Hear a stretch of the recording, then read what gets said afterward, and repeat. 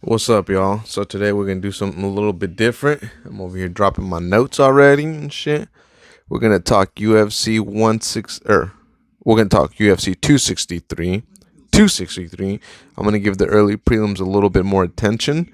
The prelim card, which is mid tier card, we're just gonna run through kinda. Pretty good known fighters. And main card, I don't think we'll need that much introduction. So, uh, let's get it going on. Today is what's today? Thursday, June 10th. Yeah. Had a pretty interesting week. Goddamn cat.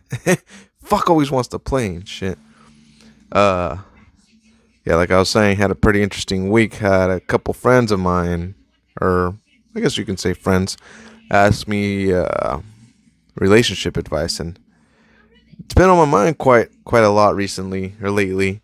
Um why? Why you want to talk relationships with me? I don't fucking know. I don't get it, but I gave him some pretty straightforward advice, I guess you could say. Sorry about the background noise. I'm waiting for that Clarissa Shield fight to happen.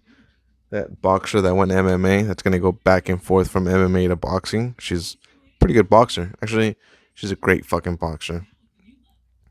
Um, yeah, but like I was saying, a friend of mine asked me for relationship advice. It was fucking weird. Kind of had to tell her how guys see things, you know? Yeah, man, guys, uh, don't use your women as emotional support bags. Son of a bitch, cat. I don't know what the fuck is wrong with him. He wants to play all the goddamn time and shit. Um, yeah. Guys, don't use your women as like emotional punching bags where you could just go and tell them a bunch of bullshit about how you feel and shit. If you want to tell anyone about how you feel, I'm watching you, puto. Go tell a tree. You know what I mean? I know some people are gonna be like, "Oh, you should tell your guy friends." Guy friends are gonna tell you straight up what the fuck you need to do, and I'm gonna tell you straight up what the fuck you need to do. Get up, get damn it, get a life, fucking cat. You know what I mean? You're depressed. You're sad. Remember, you have kids. If you have kids, you know, and this is for the dudes. You know, if you're sad and don't have kids, go to the gym, go work out, go be a monster, because that's what the fuck you're supposed to do. Go learn how to tame that beast inside of you. You know, go learn some shit, man. You want to be wanted by women? I'm telling you, dudes, sitting at home playing video games like I do isn't going to get you that. You got to get up. You got to fucking, if you want those top notch ladies, you got to ask those ladies what they want. And they're going to tell you what they want. Some don't know what they want, a lot do. For those that do, you know, they'll tell you straight up they want a guy that does this. You know, they don't want a guy that's making six figures. They're okay with you being who you are. Uh, Maybe these kind of women that you're seeking, like to be in control, so you might have to give up a little control. This is in what you want that you're gonna be going for. And for the ladies, know your fucking value. You know, don't think you can pull up to my lot. And I could probably say this for most of my friends. Don't pull up to the lot thinking that just because you have a 1970 fucking Ford Taurus that we're gonna give you 2021 Jeep prices for that thing.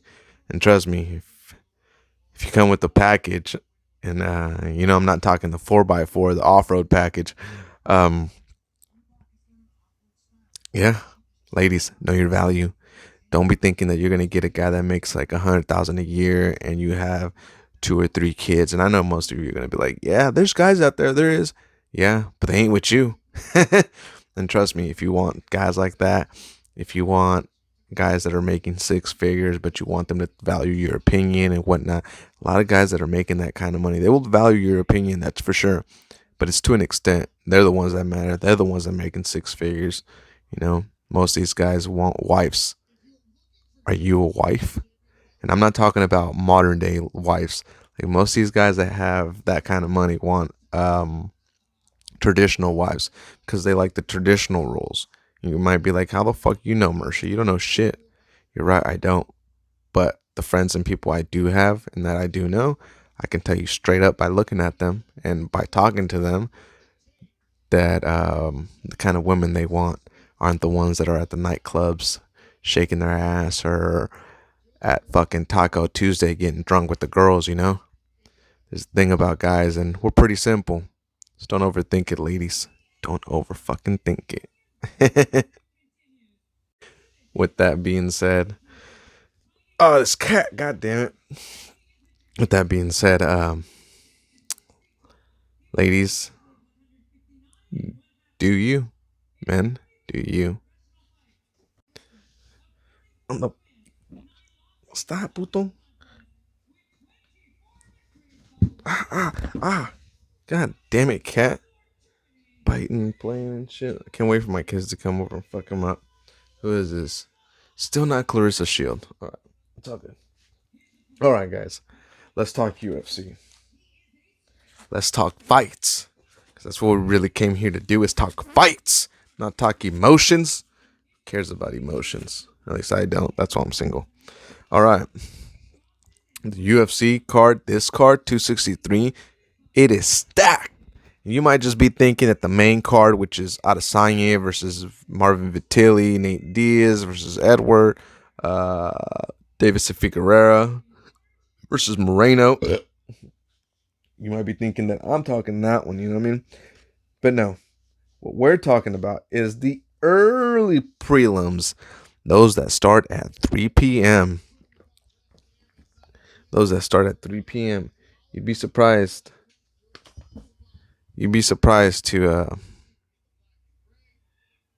turn the TV on back in the day and see a fights that early or this good. Not saying with UFC, I'm just saying with boxing, you know.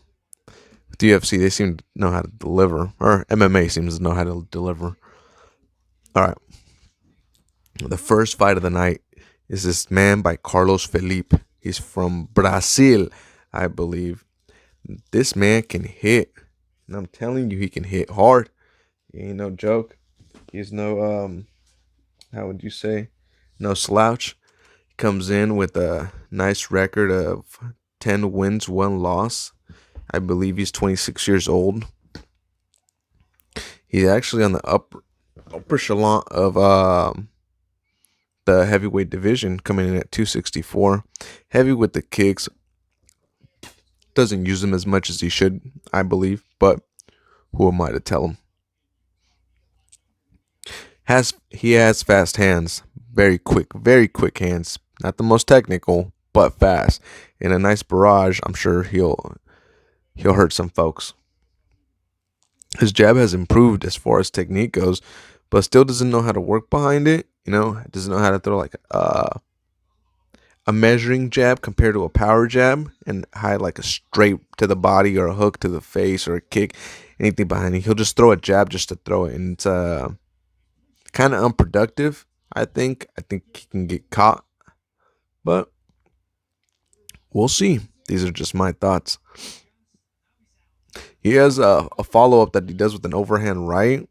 It's all over the place, but it's powerful. One hit to the head, and he'll probably do some damage with that right hand. Just look out for that right overhand. It's something that he likes to throw. It's a little wild. It's actually very wild.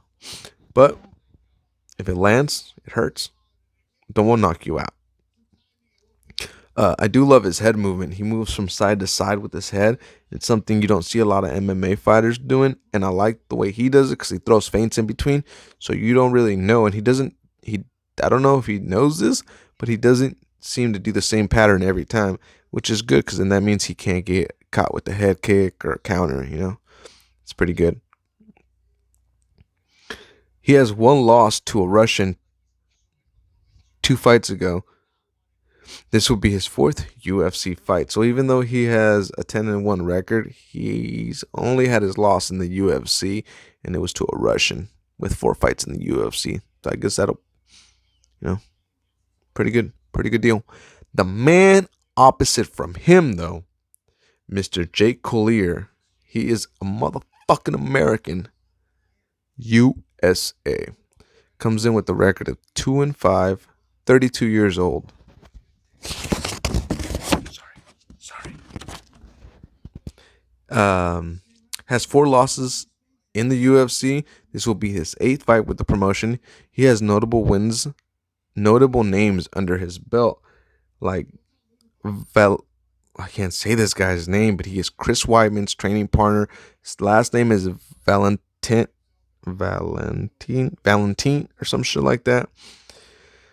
He has a weird first name, Gian, kind of like Gian, whatever, the basketball player.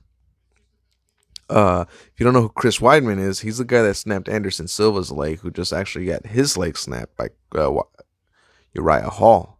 Crazy fight. That was a crazy fight. Crazy fight. If you didn't watch that, you definitely got to check that shit out. Let me see. He likes to push Jake likes to push the pace in the fights. Not the most technical, but neither is his opponent or his adversary.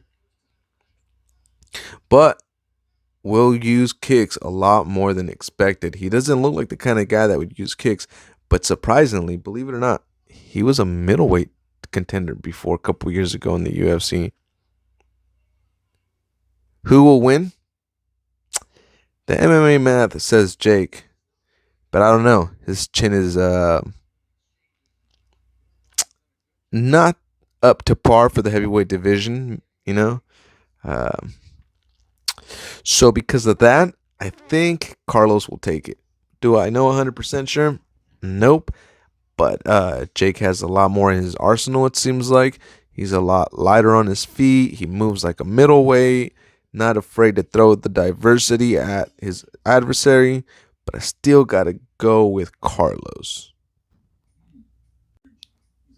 Who knows how that one goes? Let's see. Next on the fight card, we have... Oh, shit. This is actually going to be one of my favorite fights on the card. It's one of the ones I'm looking most forward to.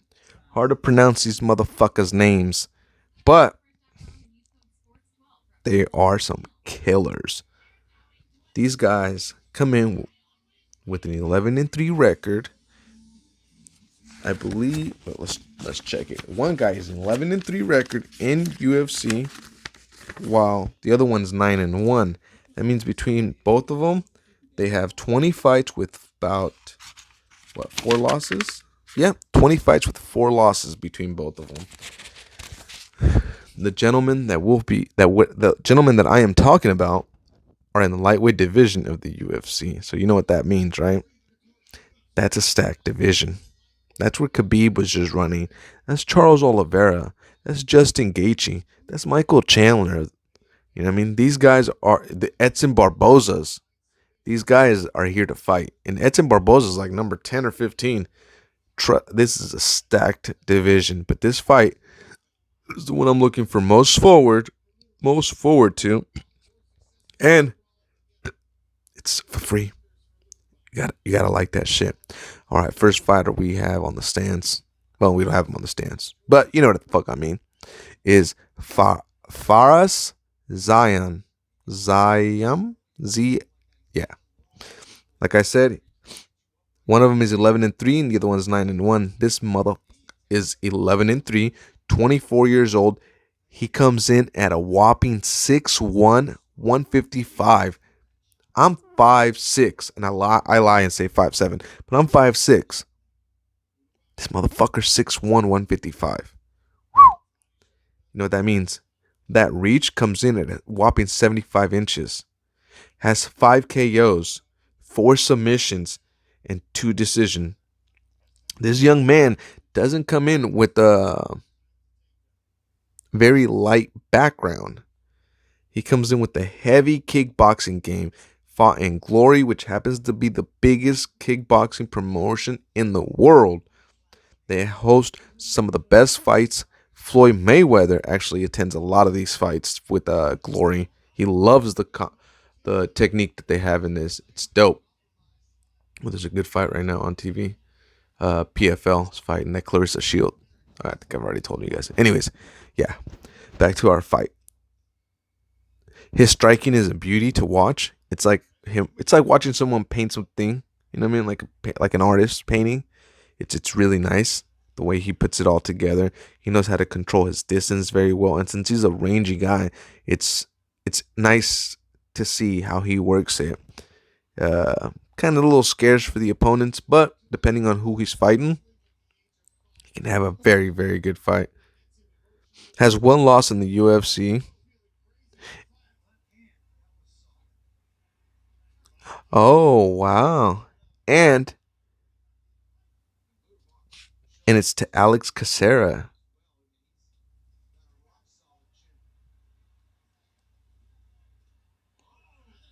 His takedown has improved. That we do know. So he fought Alex Casera, huh? That's interesting. Because Alex Casera ain't no motherfucking joke. Let's see. On the opposite of him, we have Luigi. Oh, I'm going to kill this guy's last name. Luigi Vendarmini. Luigi Verdamini. Must be Italian. This young gentleman comes in at 25 years old, 9-1 record, 5'8", and on fight night he weighs 170, not 155. His reach is 73 inches. His UFC record is 1-1. This will be his third bout in the UFC. My cat's looking at me like he wants to fight. His last fight was intense. Some would say he won the fight until the Capoeira fighter threw that flying knee, and that was nice. He had the fight winning. I actually was watching it.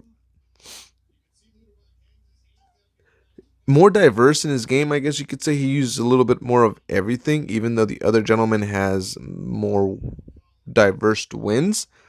When it comes to fighting, this guy knows how to put things together a little bit better. As far as the wrestling, as far as the defense takedown, the upper body wrestling, Greco-Roman. He knows how to do it right. The math would say that Luigi wins because his knockout, because he can knock you out, but also has a lot more tools. Haven't really seen his wrestling, but he can get a takedown. Again, though, this is the part that scares me with these fellas. The chin. In MMA, it's a lot different than boxing, man. But you still get rocked with 4-ounce gloves. This is a hard one to pick. I like them both. I really do. But I think I'm going to have to go with Ferris. Yeah, I know. I'm doubting myself, too. I'm doubting my motherfucking self. Trust me. But who knows? We'll see how that goes. All right. Now, moving on to Chase Harper. Chase Harper's a funny character. He has a journalist career, and he interviewed Jorge Masvidal, who happened to fight Ben Askren. In the interview, Chase Harper asked Jorge, "Why'd you have to knock out my dad like that?" Believe it or not, it was probably the best thing on the internet that day. That had me rolling. Jorge Masvidal actually thought that was Ben's son. It was great. Even Ben went along with it later on. It was funny. I liked it. Anyways, my good man Chase Hopper is fighting Steven Peterson. There's a 10-year age gap between these guys. One is 21 years old, while the other one comes in at a whopping 31. Chase is the younger man of both. They both come in weighing 145. Chase's record is 10-1-1, whereas my good man Steven Peterson, 18-9-0. Ooh, we got some differences here, huh? Experience could outweigh the youth. Both these gentlemen have lost to Alex Caceres, which is interesting because Alex is a very good fighter. Probably mid-tier fighter, but still good. Oh, Mike. Like I said, Chase Hopper is 3-1 in the UFC. Steven Peterson is 2-4. Again, one had a bigger record with more experience, but that same one also has more losses in the UFC than wins. Chase, this will be his fifth bout with the promotion. Usually the taller fighter in his fights, as I told you before, he comes in at a 6'1", really good off of his back. The guy has an extensive submission game that he likes to throw up. Needs to learn how to control the distance, considering that he's a taller gentleman. But with that being said, all tall gentlemen need to learn how to fight tall, need to learn how to fight short. It's just something that comes with experience. So that's something that we'll be looking for in his next UFC fight. See if that's improved. We'll see. You never know. Um, he creates scrambles. Is he the greatest? Probably not. But creating them and getting out of situations makes it really, really better for you if that's what you want. Needs to work on his head movement a little bit more. Needs to disguise his takedowns. Because if you don't disguise those takedowns, your submission game ain't going to be that great, man. With all the things that we have gone through with him, I believe that with experience and with time in the cage, he'll only get better. Steven Peterson, I can't say the same. You know, it's kind of hard when you're 2-4 in the UFC. This might mean that he's in the chopping block if he loses this. Will be his seventh fight in the promotion. He's 2-4, like I said. Usually the UFC doesn't house gentlemen with those kind of records, even if they're considered a stepping stone. Some notable His losses are to some notable names, to some coming uppers. He is very aggressive, very intimidating. He has a chin and power in both hands. Always in exciting fights. Kind of reminds me of a Justin Gaethje if you think about it. Gets in a lot, gets hit a lot, and is easily cut. He needs to brawl this man to create. If he thinks he's gonna have a chance. Chase doesn't know how to control the distance. If he can brawl like Justin Gaethje and get in there, I believe he can take this. As far as the math goes, this one's a hard one. This one is a hard one, but I think I'm gonna have to go with Chase being the younger man. What can you do? What can you do? All right. Next fight is on the lightweight division. Oh, forgot to control this mic. Lightweight division. And right here we have Matt. Hey, what are you doing? Right here we have Matt Farella. Is it Frevola versus Terrence McKinney. And the cool. Stop that shit, dude. And the cool shit about this fight.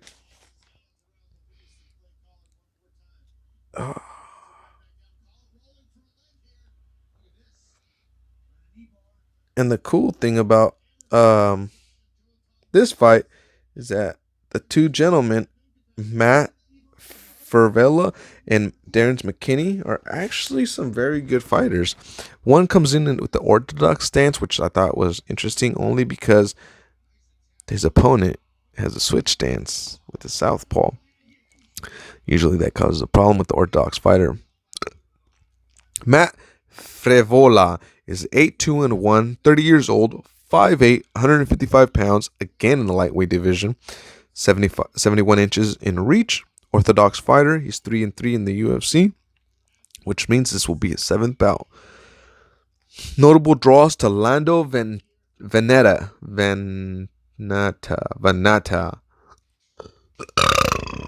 If you don't know that name, or I butchered it, he fought Tony Ferguson and lost on his debut. Tough fight to get on your debut, but he took it. Fought on the Contender Series, where we actually learned about a thing called an F-bomb. He copied the H-bomb. Whatever. I'm sure Michael Bisping loves it. Gets frustrated when he's in a fight, especially when he can't get up off his back. He'll start throwing things off his back. And if you're not Tony Ferguson and can't cut your opponent, I don't see why you should be doing that. Doesn't throw many submissions, but is also not afraid to throw them up. He has a very good overall game. If you watch him fight, it's kind of hard to root against him because he likes to go, and it is something of a beaut. Terrence McKinney, on the other hand, my good man is 0-1 in the UFC. Got caught with a flying knee by a gentleman. I believe his name was Sean Woodson, who just lost last week and was undefeated up until last week. I'm not watching the fight. It's really hard to say that Sean Woodson would ever win that way again. I think he caught Terrence McKinney with a lucky fucking knee, which happens. Terrence McKinney comes in at a 10-3-0, 26 years old, 5'8", 155, 73.5 inches. My man is a switch fighter, which means he goes back and forth fairly easy.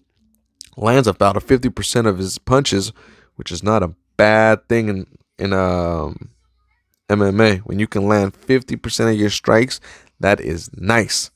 Well, maybe any fight, any combat. Has a unique story. If you haven't actually heard about this guy, you should put his name in the YouTube search bar, and the very first thing that comes up with his name is an incident that he had with the police. And let me just tell you this: he died twice. It's fucking weird. Yeah, check it. Let me see. He likes to strike and looks good. Nice feints, nice counters. The man's actually, I think he's going to run Matt Frevola over if Matt doesn't get a hold of him. We don't know. But I do think Terrence McKinney will run through him.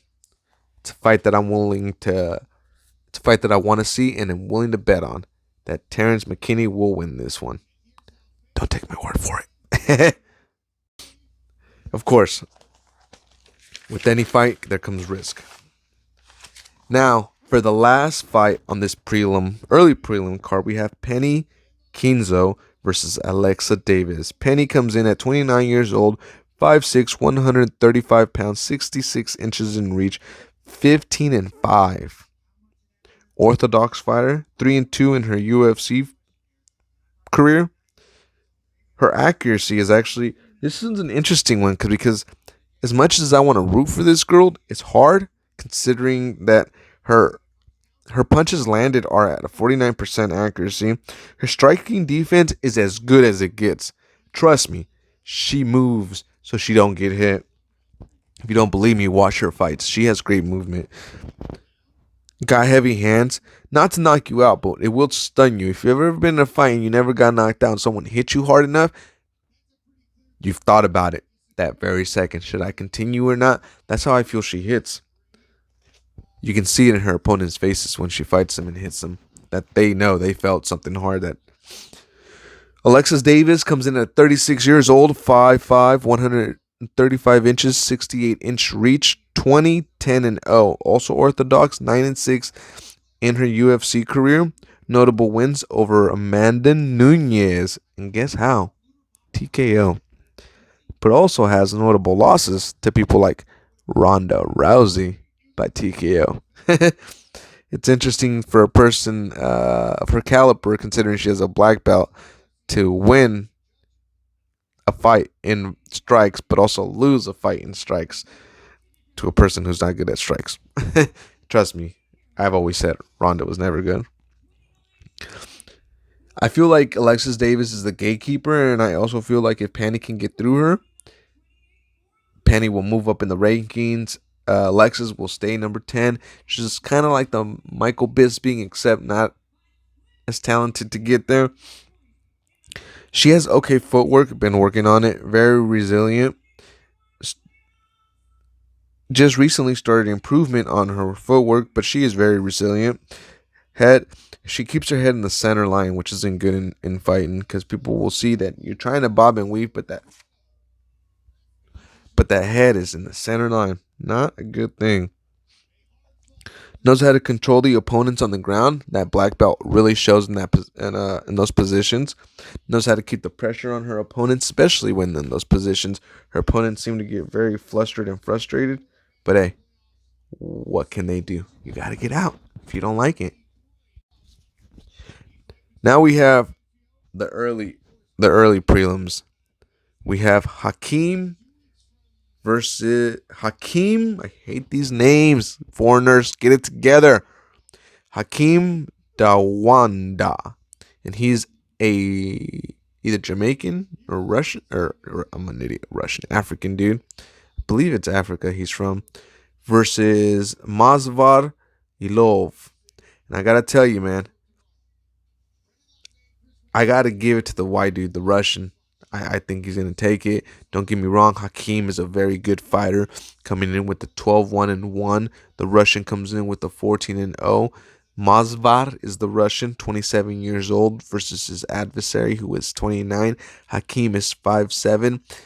Mazvar is 5'6", both 45 pounds. The reach is basically the same. Both these gentlemen know how to fight. Both these gentlemen know how to throw down. But I just feel like the Russian, Mazvar, is just, I don't know, a hair better than, yeah, Hakeem. Now, do I know? Am I right? Do I know? Who knows? But given the given the MMA math, it just seems to go in that direction. You know, Mazvar is a very good striker. I've actually seen some of his fights. Uh, 3 wins by knockouts, 4 wins by submission. His striking accuracy is at 64%. The guy is unique. The guy is very, very unique. And if you think that that's a easy fight for Hakeem, well, Mr. Hakeem has another thing coming, because even though Hakeem is a great fighter within himself, oh, he is Canadian. Why the hell did I think he was from like Russia or something? Huh? Maybe his family's from Russia. I don't fucking know. Who the fuck knows? That's fucking hilarious. Yeah, I was wrong, I guess. That's funny. I can't believe I said he was from like Jamaica or some shit. Listen to his name though, Hakeem. Anyways, Mr. Hakeem lost his debut to a guillotine choke. That's why I think that he won't get it. Um, his UFC record isn't the greatest. I mean, it is one of the greatest, but the names on his resume just happen to. I don't know. I don't see them being top tier fighters, and nothing wrong with that. He does have room for improvement, man. On the contrary, he has the opportunity to shut me up. Hmm? You can always be like, "What the hell does that guy know?" And he's right. I don't know shit. At the end of the day, I don't know shit. Right? Clarissa Shield fight, dude. I can't wait. I'm getting tired, and this shit is not going fast enough. I'm telling you.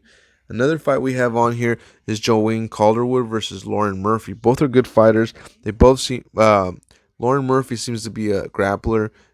I love Joanne Calderwood. I love her voice. I love the way she looks. I love the way she carries herself. She's a good person. Given what we know about both these fighters and the fights that they've been involved in, because they have been involved with some serious fights, some serious opponents in their division, which is the flyweight. I feel like Joanne Calderwood would win.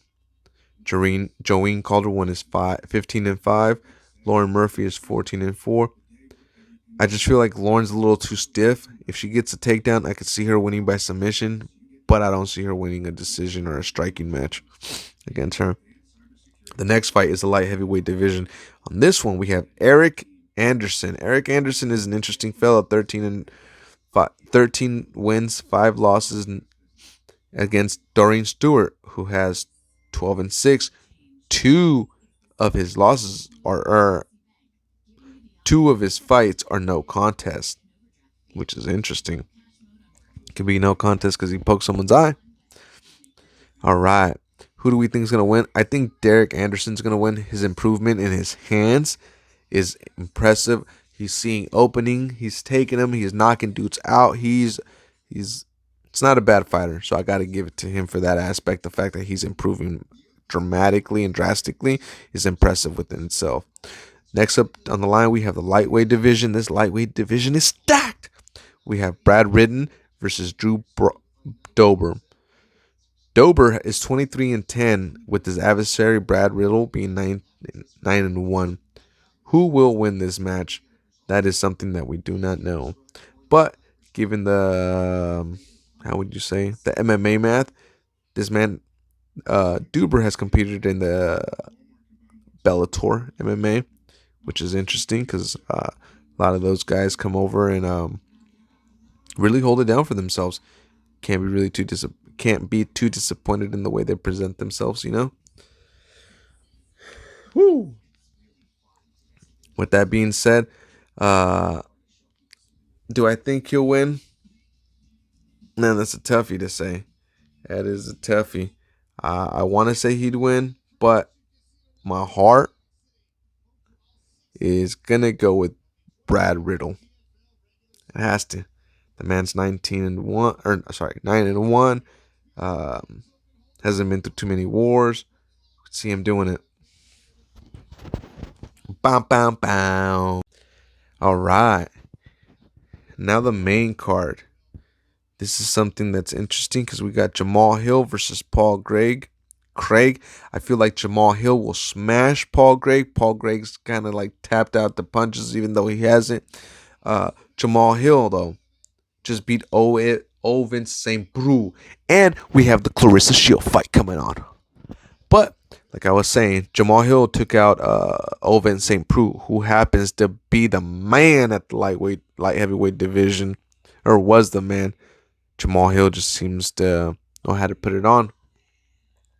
The next bout is Damian Maia versus Belal Muhammad. I feel like Belal Muhammad's going to win. He has his energy output, his hands, his flow is coming together perfectly. He knows how to put things together. Unfortunate what happened to his eye in his last fight. I believe that if he wins this and Leon Edwards loses his fight, I think they should link up and make this happen. So I feel like Belal Muhammad would win this one. Next fight, like I just mentioned, Leon Edwards versus my man mate Diaz. Of course, do I need to say much about both these gentlemen? One's American, one's part of the UK. We will always ride for America. Nate Diaz, Nate Army, all the way. All the way. Even though he has that record, the 21-12. We're going to go with him. Why? You got to understand, man. When you're in a fight, if you can control the other guy from putting pressure on you, you could win. But if you can't, it's going to be rough. I believe Jorge won that fight. But if it would have kept going to the last minute, I guarantee you the same thing. He would have got choked out, beat up. Got lucky. He got lucky. Hey, ain't nothing wrong with that. The sun shines on every dog's ass once in a while. We all deserve it. Let it be. Let it be. Nate Diaz all the way. Last two fights, man. The co-main event, we have Deiveson Figueroa versus Brandon Moreno. The last fight was a barn burner, something that no one expected. Everyone honestly felt like Deiveson Figueroa was going to get it. I thought Brandon Moreno had a chance, but not the way he put it. He made a believer out of me. And let me tell you, I had Deiveson Figueroa on the last fight. Brandon Moreno changed my mind. I feel like he's going to take it. I feel that he's on a shine. I've watched a lot of his fights, and his improvement has been, as he has jumped leaps and bounds to get to where he's at. The man can fight, and you will see come Saturday night. He can. It's going to be interesting. So again, my money for that one is going to be for Mexico. Yeah, I mean, it is the way it is. Mexican-American, baby. The last one, neither one's American, so I really don't got I don't have a dog in this fight. But it is the main fight, and for that, I feel like Adesanya will take Marvin Vettori. I believe that Marvin Vettori can win, except that I just don't know if he can get through the striking. I know he got through the last time, but these are two different fighters now. They're not the same. They're not the same. Marvin's really, really good. He's improved so much. But so has Adesanya. And just because he lost his last fight in a heavier division doesn't mean he's washed up. It just means he lost his last fight in a heavier division. Adesanya has an extensive background in kickboxing, and if you don't see that in this fight, something's wrong. And because he has that, I don't think Marvin has enough in the bag to prevent him from. I don't think Marvin has enough in the bag to prevent Adesanya from whooping his ass. I'm sorry I'm being distracted, but the Clarissa Shield fight's coming on, and I'm very, very, very excited for this. You know why? Because America. That's why. No, I'm playing. Because it's Clarissa Shield. That's why. So with that being said, Adesanya takes that by knockout. I do see Marvin does have a chance. I see him could hold him down and beat the dog piss out of Adesanya. But the likeliness in that happening, well, John did it, but that was it. I don't think Marvin is a better wrestler than Calvin, but we'll see. Peace, motherfuckers.